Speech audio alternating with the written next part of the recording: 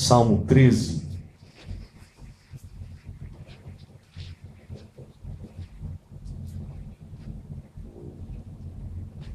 Nos diz assim a palavra do Senhor. Vamos colocar mais uma vez em pé? Ao mestre de canto, Salmo de Davi. Até quando, Senhor, esquecer-te-ás de mim para sempre? Até quando ocultarás de mim o rosto? Até quando estarei eu relutando com tristeza no coração? Ou dentro em minha alma com tristeza no coração cada dia? Até quando se erguerá contra mim o meu inimigo? Atenta para mim, responde-me, Senhor Deus meu. Ilumina-me os olhos, para que eu não durma o sono da morte, para que não diga ao meu inimigo, prevaleci contra ele, e não se regozijem os meus adversários, vindo eu a vacilar. No tocante a mim, confio na tua graça. Regozije-se o meu coração na tua salvação.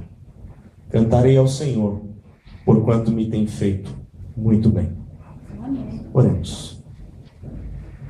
Ó Deus, como é bom aprender mais do Senhor, conhecer mais ao Senhor, teus ensinos, teus preceitos, a instrução do Senhor, para que sejamos bem-sucedidos, para que sejamos confortados também na hora da tribulação.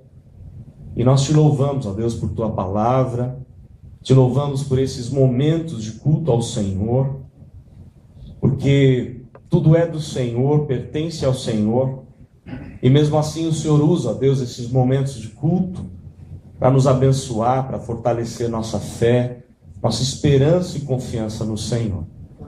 Por isso nós te louvamos pelo amor, pela fidelidade do Senhor, e pedimos que o teu Espírito venha a nos instruir nesta hora, porque o Senhor sabe, ó Deus, quão limitados somos, o quanto precisamos do Senhor, para que a tua palavra, ó Deus, nos dê a direção necessária para o agir, para as decisões que temos por tomar. Amém. Fica conosco, fica com esta igreja e ajuda-nos nesta hora com a instrução do teu Espírito. Em nome de Jesus. Amém. Amém. Podem sentar.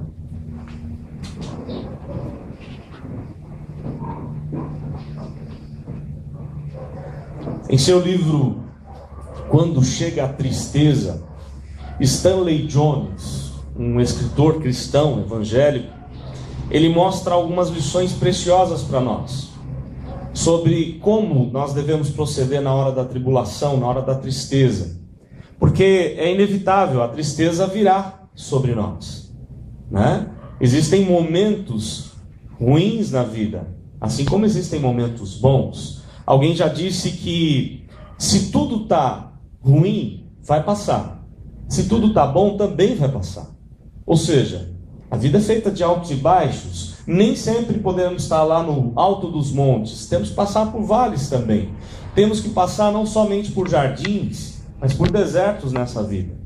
Então há momentos ruins, e Stanley Jones, em seu livro Quando Chega a Tristeza, ele fala sobre algumas lições preciosas de como a gente pode enfrentar o momento da tristeza ou da tribulação.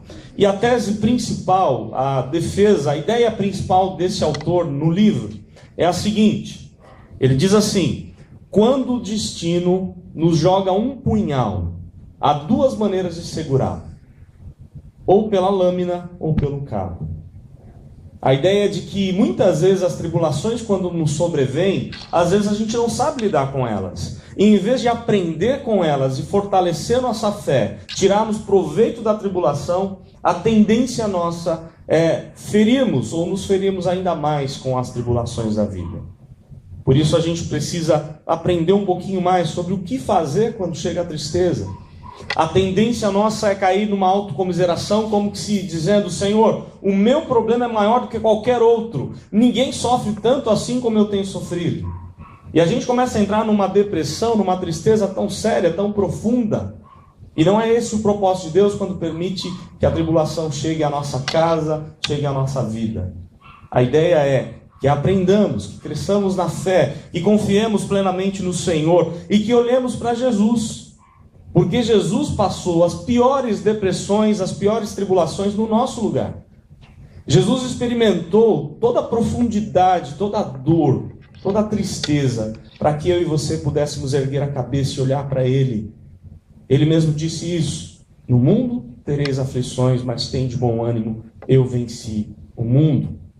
Aliás, o Senhor Jesus tomou um símbolo de dor, de morte, de tortura, e transformou esse símbolo no maior símbolo de esperança que alguém pode ter. Estou me referindo à cruz.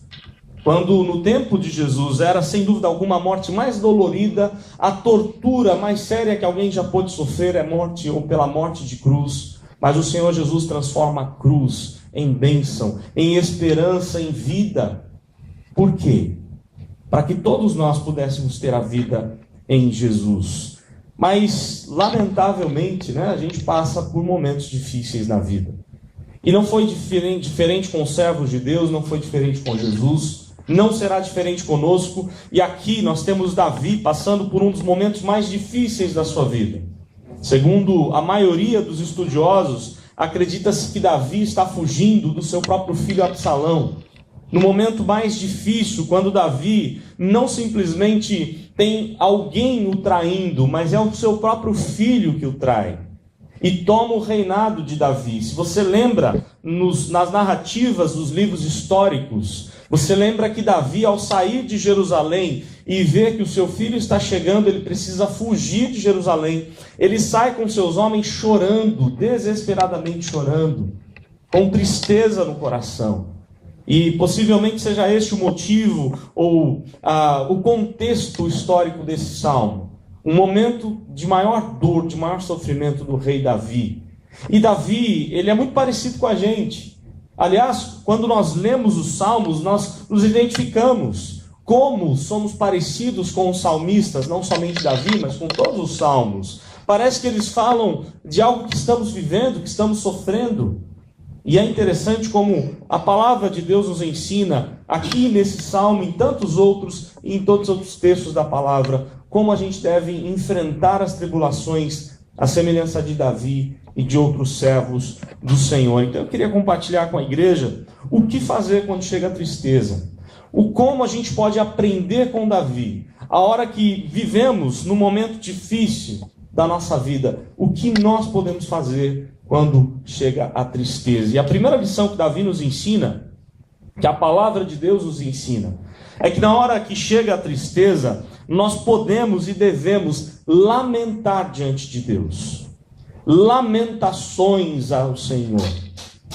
E aqui eu queria já fazer uma diferença. Lamentação é diferente de murmuração. A tendência do ser humano é cair em murmuração, assim como o povo fez no deserto.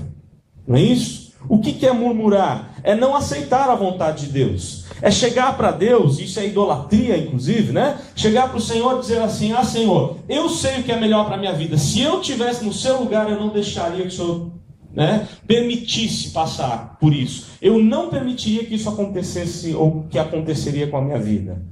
A ideia, a tendência nossa é cair em murmuração, em reclamação, como fez o povo de Deus lá no deserto. Estava tudo bem, tudo na devida ordem. Eles caminhavam num deserto, eles tinham uma sombra para protegê-los, porque Deus, e ali é a própria pessoa do Senhor Jesus, não é isso? Que estava ali como nuvem durante o dia, um sol a pino, 40 graus para mais, mas Deus era nuvem com eles. E ainda assim eles reclamavam. Depois à noite, para protegê-los dos animais, das serpentes abrasadoras, escorpiões e de outros animais selvagens, Deus era fogo, até mesmo para aquecer o coração deles. Porque no deserto, daquelas regiões, o deserto durante o dia é muito quente, à noite é muito frio. E ainda assim eles reclamavam do frio, eles reclamavam da noite, eles reclamavam porque lá no Egito eles tinham isso, eles tinham aquilo. Como que dizendo: que saudade do mundo, que saudade da vida que eu tinha lá no Egito. Isso é murmuração, mas lamento não é a mesma coisa. Lamento é chegar diante de Deus e falar: Senhor, está doendo. O que está acontecendo com a minha vida dói, machuca. E é o que Davi está fazendo aqui nesse salmo. Davi está colocando os seus lamentos diante do Senhor. Como que dizendo: Senhor, até quando? Até quando eu vou ter que passar por isso? E isso não é pecado você fazer, porque, vamos ser sinceros, Não dá para enganar o Senhor. Não dá para enganar Deus como que achando assim, eu vou de repente, eu vou pensar da seguinte maneira, eu vou enganar o Senhor, eu fiquei desempregado, então Senhor, eu vou dar uma festa porque eu estou desempregado. Não dá para enganar Deus pensando assim, Senhor, eu fiquei sabendo hoje que eu estou com uma enfermidade muito grave, ou que algum amigo meu, algum familiar meu está enfermo. E aí eu estou feliz. É claro que não estamos felizes. Obrigado, Gil. É claro que nós não estamos contentes com algumas tribulações da vida. E a tendência nossa é tentarmos enganar o Senhor. Mas não é isso que a gente deve fazer. Se está doendo a ferida, é chegar para Deus, e Ele sabe do nosso coração. É chegar para o Senhor e falar, Senhor, está doendo, estou sofrendo. Tem alguém da minha família passando por esse momento difícil, por essa tribulação. Isso causa dor. E a gente pode, com toda certeza, chegar para o Senhor e dizer a Ele das nossas dores. O texto ensina que Davi fazia isso. Ele dizia, até quando, Senhor? Esquecer-te-ás de mim para sempre? Será que você já não passou por isso? Como é difícil saber esperar o tempo de Deus. Como é difícil saber que Deus tem o tempo certo para agir. Que Deus não tarda nem falha. Mas quando Ele não responde, parece que Ele é um Deus tão de longe. E o texto diz que Davi se sentia assim também. Até quando, Senhor? Esquecer-te-ás de mim para sempre? Até quando ocultarás de mim o rosto? Até quando estarei eu relutando com tristeza no coração cada dia? Até quando se erguerá contra mim o meu inimigo? Perguntas que Davi está fazendo para ele mesmo, fazendo para o Senhor, não como colocando Deus na parede, dizendo, Senhor, eu não estou aceitando isso. Não é isso que Davi está fazendo. Davi está sendo sincero para Deus, e colocando as suas dores, seu choro, seu lamento. Porque o tempo de Deus é diferente do nosso, porque os pensamentos de Deus são diferentes do nosso. Mas o que Davi ensina para a gente é que a gente pode colocar essa lamentação diante do Senhor. E há algumas lições aqui interessantes nas expressões usadas por Davi. A ideia aqui do verso 1, esquecer-te-ás de mim para sempre, ocultarás de mim o rosto. Não é assim que a gente se sente quando está passando por aquele momento mais difícil da nossa vida e parece que Deus está tão longe. Parece que Deus virou as costas para nós. Nós oramos e Deus não responde. Nós pedimos ao Senhor e Ele ainda assim não demonstra nenhuma atitude. E às vezes a gente passa por isso. Mas Deus está no controle. Deus cuida de todos os detalhes. O problema é que nós não conseguimos às vezes ver a ação de Deus. Às vezes nós estamos tão ansiosos, tão preocupados, tão temerosos por situações diversas que passamos, que a gente não consegue ser sensível ao agir de Deus. E Davi está colocando aqui algumas lições, algumas expressões interessantes. A tristeza no coração cada dia. A ideia de que mesmo ao dormir, e quando ele levantava, a tristeza continuava lá. Porque uma tendência nossa no momento de dor, de tristeza, de depressão, a tendência nossa é fugir do problema. E um dos meios mais fáceis para fugir do problema é dormir. Não é isso? A gente está sofrendo tanto que a tendência é eu vou dormir, porque a esperança, quando eu acordar, tudo vai estar solucionado. E o salmista Davi diz que passou por momentos aqui que ele acordou, ainda assim a tristeza estava lá. Acordou e ainda assim ele tinha motivos para chorar, porque ele não sentia a presença de Deus, porque ele não via o mover de Deus. Porque não adianta dormir, não adianta fugir do problema. Nós precisamos encarar os problemas e colocar diante de Deus o nosso lamento, a nossa dor. A palavra ensina aqui, assim como em outros salmos, que a gente tem que aprender a esperar no Senhor. E durante esse tempo de espera, a gente pode colocar diante dele os nossos lamentos, o nosso choro, abrir o coração para o Senhor. Falar, Senhor, está doendo. Cuida disso para mim, porque eu não aguento, está doendo muito. A palavra ensina, lá no Salmo 42, 43, por que estás abatido a minha alma? Por que te perturbas dentro de mim? E aí o próprio salmista diz, espera em Deus, pois ainda louvarei a Ele, meu auxílio e Deus meu. Como é difícil saber esperar em Deus, Como é difícil seguir as instruções de Davi, como lá no Salmo 40. Esperei confiantemente pelo Senhor, Ele se inclinou para mim, me ouviu quando clamei por socorro, me pôs nos lábios um novo cântico, um hino de louvor ao nosso Deus. Quando a gente aprende a esperar em Deus, esperar pacientemente, confiantemente no Senhor, podendo sim lamentar, chorar diante dEle, Ele transforma o nosso choro em louvor. Quando a gente aprende a esperar pela ação do Senhor, pela bênção do Senhor. A palavra ensina em tantos outros lugares, como lá no Novo Testamento, aqueles discípulos fatigados a remar. Aliás, entoamos um cântico que lembra daquele episódio, solta o cabo da nau. Quando os discípulos estão ali, cansados, não há mais solução para vencer a tempestade, o barco já vai afundar, o Senhor Jesus não está com eles, está distante, ficou do outro lado da margem. E eles ficaram a madrugada toda remando, sem sair do lugar, porque a tempestade era enorme. Até que não tem mais jeito. O barco vai afundar. Porque mesmo eles conhecendo aquele mar como ninguém, eles não conseguiram vencer a tempestade. E o texto diz que eles já estavam fatigados a remar. Somente naquela hora que Jesus vem ao encontro deles, vem andando por sobre as águas e os livra. Como é bom saber que, quando acaba a nossa força, a gente pode contar com a força de Deus. Como é bom saber que nos momentos de maior tristeza, depressão, solidão, Deus sempre vai estar ali. Deus jamais vai abandonar cada um de nós. E Ele virá com livramento. Ele virá com a certeza que nós temos, é de que Ele virá. Ele virá nos resgatar, Ele virá nos salvar. Mas às vezes é tão difícil esperar. Como aquele homem Jairo, o chefe da sinagoga, que chega para Jesus e diz: mestre, minha filha está morrendo, eu preciso que o senhor vá lá curá-la. E está tudo caminhando bem, Jesus está caminhando com eles.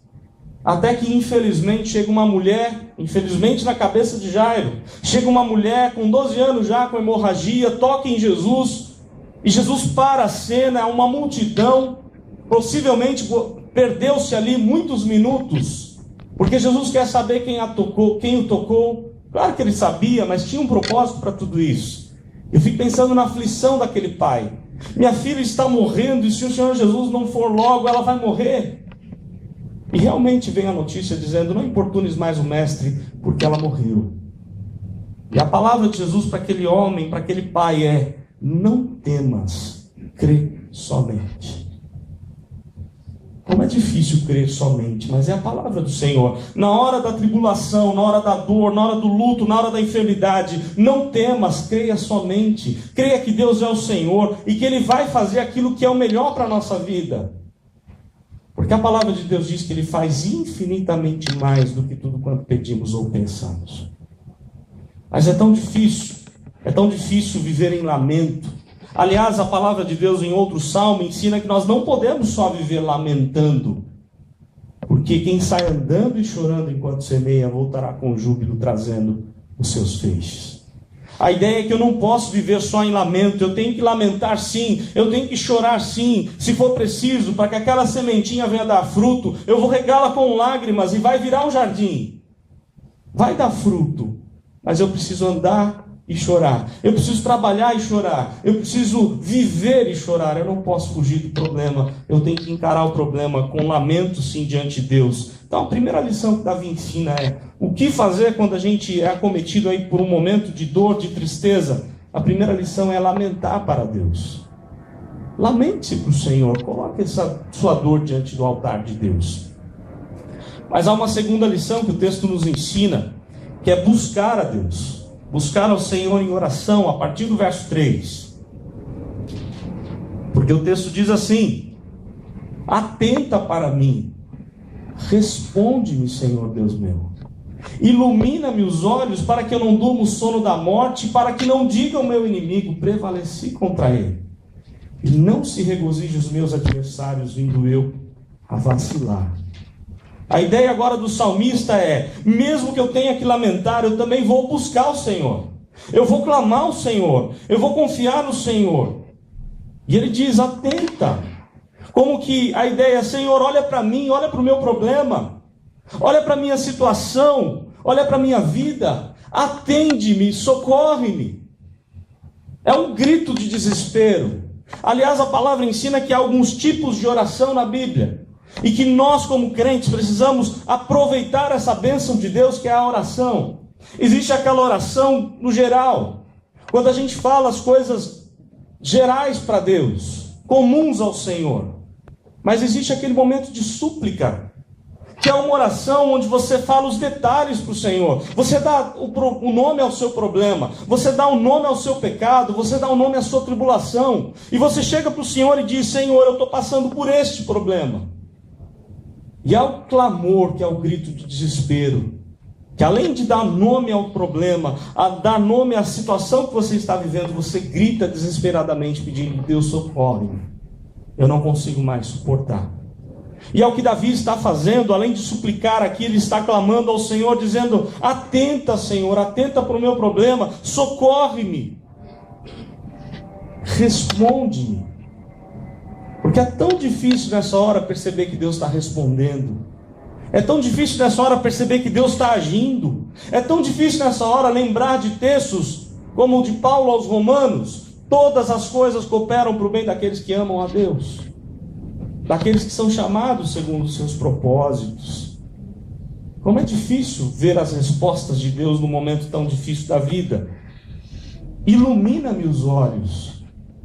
É a oração de Davi: ilumina-me os olhos. E é interessante essa expressão, ilumina-me os olhos, é traduzido em outras versões aí pelo mundo. Tem a seguinte tradução: sopra o fôlego de vida na minha vida. Porque, eu não sei se você parou para pensar, um dos sinais vitais do ser humano está nos olhos. Quando os médicos precisam fazer um atendimento de emergência, uma das primeiras coisas que eles olham para a gente é os olhos, como estão. E a palavra usada aqui por Davi é uma palavra usada em outros lugares na Bíblia. E um outro lugar muito significativo foi quando Jonatas, o seu grande amigo e filho do rei Saul, quando Jonatas está numa empreitada junto com o seu exército, e a ordem do seu pai é: não pode nem parar para comer, para descansar, enquanto não cumprir cabalmente aquilo que foi programado. E Jonatas não aguenta mais, seus homens estão desfalecendo. E quando eles comem o mel, quando eles param tudo, dão uma descansada e comem o mel que eles encontram, a palavra de Deus diz ali que ao comer o mel, os olhos voltaram a brilhar, porque eles desfaleciam.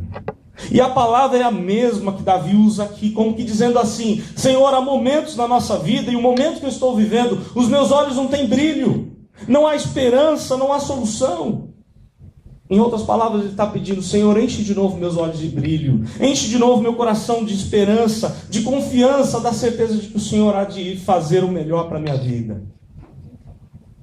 E Davi está ensinando a gente a buscar o Senhor, não apenas lamentar, mas buscar: Senhor, socorre-me, ajuda-me, atenta para mim, responde-me, ilumina meus olhos, para que o meu inimigo não prevaleça, para que não diga o meu inimigo: prevaleci contra ele, e não se regozije os meus adversários, vindo eu a vacilar. Mas eu não sei se você notou, o verso 3 diz: Senhor Deus meu. Como é bom saber que podemos perder pessoas queridas ao nosso lado. Como é bom saber que no momento que mais precisamos, às vezes não podemos contar com ninguém, mas Deus estará sempre com a gente. Ele é o nosso Deus. Davi não está dizendo que é Deus de outras pessoas, mas ele diz: Deus meu, atenta para mim. Como é bom saber que Deus é o nosso Senhor e que a gente não precisa se entregar ao problema. Aprendemos não somente nesse texto, mas poderíamos lembrar de vários outros, como o Salmo 46. Deus é o nosso refúgio e fortaleza, socorro bem presente nas tribulações. Portanto, não temeremos, ainda que a terra se transtorne, os montes se abalem no seio dos mares, ainda que as águas tumultuem e espumejem, na sua fúria os montes se estremeçam. Em outras palavras, o salmista está dizendo assim: Senhor, ainda que tudo ao meu redor esteja ruim, tudo está caído, não há vida, não há solução, ainda assim eu vou confiar no Senhor, porque Tu és o meu refúgio e fortaleza, é o socorro bem presente na hora da tribulação. Mas o salmista continua dizendo que há um rio cujas correntes alegram a cidade de Deus, o santuário das moradas do Altíssimo. Deus está no meio dela, jamais será abalada. Deus a ajudará desde antemanhã. Bramam nações, reinos se abalam, ele faz ouvir a sua voz e a terra se dissolve. O Senhor dos exércitos está conosco. O Deus de Jacó é o nosso refúgio. Como é bom saber que na hora da tribulação o Senhor dos exércitos está conosco, aquele que move todo o seu exército para nos guardar, para nos dar a vitória. Vinde e contemplai que assolações efetuou na terra. Ele põe termo à guerra até os confins do mundo, quebra o arco, despedaça a lança, queima os carros no fogo. Aquietai-vos e sabei que eu sou Deus. Sou exaltado entre as nações, sou exaltado na terra. O Senhor dos exércitos está conosco. O Deus de Jacó é o nosso refúgio. Ah, se não tivéssemos o refúgio, se não tivéssemos o Senhor nos guardando, se não tivéssemos o Senhor como nosso pastor, porque se o Senhor é o nosso pastor, nada vai nos faltar. Ah, como seria bom se nós, como igreja, pudéssemos olhar para esse Deus e dizer como salmista, e confiar e crer como salmista: eleva os olhos para os montes, de onde me virá o socorro?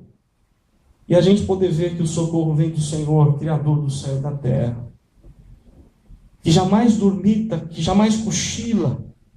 Esse Deus que é conosco, e se Ele é conosco, nós estamos seguros.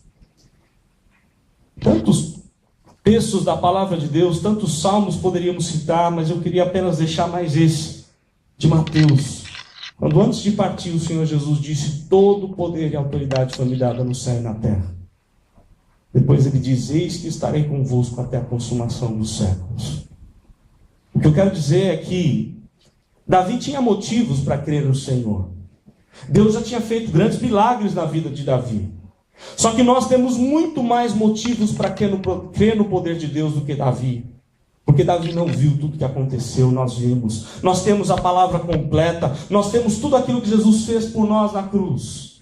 Davi cria ou acreditava naquilo que ainda viria a acontecer. Nós cremos naquilo que já aconteceu. Nós temos a certeza de que Deus é aquele que está junto de nós, porque Jesus está conosco.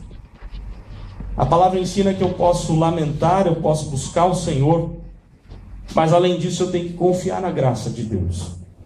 E o texto ensina isso. Eu preciso confiar na graça de Deus. O verso 5 e 6: no tocante a mim confio na tua graça, regozije-se o meu coração na tua salvação. Cantarei ao Senhor por quanto me tem feito muito bem. Algumas lições são muito preciosas aqui. Confio na tua graça. Davi tinha todo motivo para confiar no seu exército. Davi tinha todo motivo para confiar nos homens valentes que Deus lhe deu. Basta você lembrar aquilo que ele mesmo escreve sobre as coisas tão maravilhosas que os seus homens fizeram por ele. Mas em nenhum momento ele está confiando no seu exército, em nenhum momento ele está confiando no seu poder como rei, em nenhum momento ele está confiando na sua credibilidade diante da nação toda.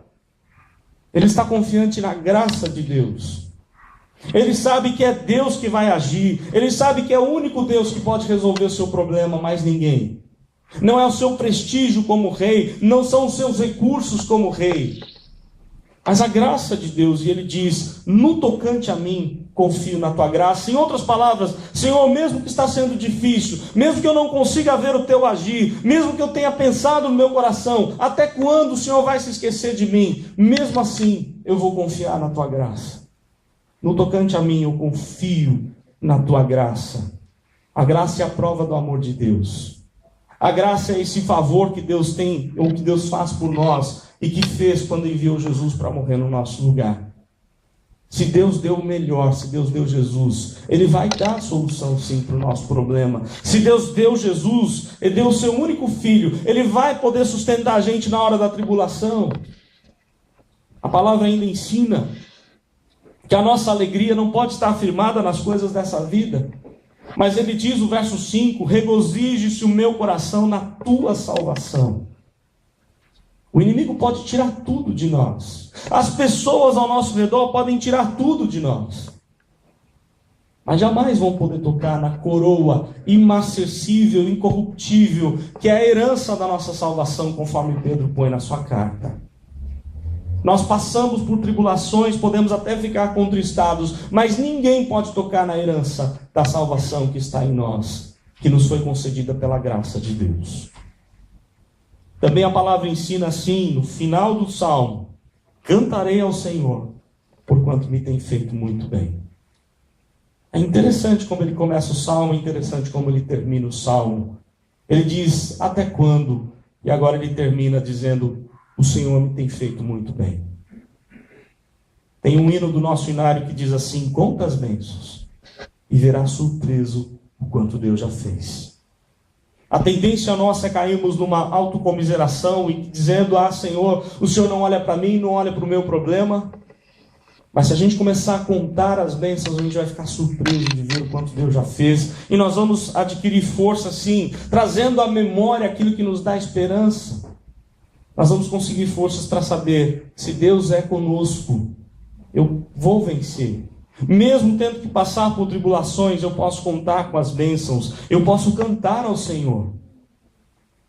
Não é que Davi, ao terminar o salmo, seus problemas foram resolvidos. Mas ele tomou uma atitude de confiar na graça de Deus. E a atitude de louvar, de agradecer ao Senhor. E de contar as bênçãos de Deus. E com certeza Davi ficou surpreso. Aliás, eu creio que não há outro personagem na Bíblia que teve mais motivos para viver em insônia do que Davi. Porque imaginem só, Davi, como é que Davi ia descansar em paz? Como é que Davi poderia dormir tranquilamente? Se mesmo ao dormir, o rei Saul, seu próprio sogro, poderia matá-lo.